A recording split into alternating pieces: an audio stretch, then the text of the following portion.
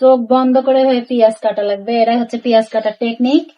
এইভাবে পেঁয়াজ কাটলে চোখও জ্বলবে না, সুন্দরভাবে পেঁয়াজও কাটা হয়ে যাবে। এই যে চোখ বন্ধ করে আমি 1 বাটি পেঁয়াজ কাটলাম, প্রায় 1 বাটি, 1 বাটি এখনো হয়নি, অন্ধ মানুষের মতো। তাহলে আর বেকার বেকার কান্নাকাটিও করা লাগবে না। এই যে আমার হাতও চলতেছে, চোখও বন্ধ। সুন্দর না? এই তো সুন্দরভাবে পেঁয়াজ কাটা ফেলতেছি, 1 বাটি কাটবো।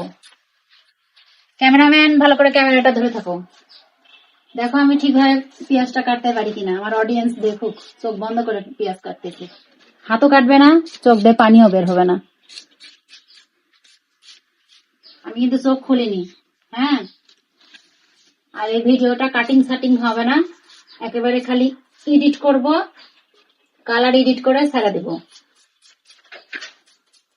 অন্ধ মানুষেরা কিভাবে কাজ করে, এরকম করে কাজ করে। তো বেকার বেকার চোখ খুলে রেখে কান্নাকাটি করার তো দরকার নাই। এই যে মনে হয় আর একটা পেঁয়াজ আছে, ওটাও আমি কাটা ফেলবো।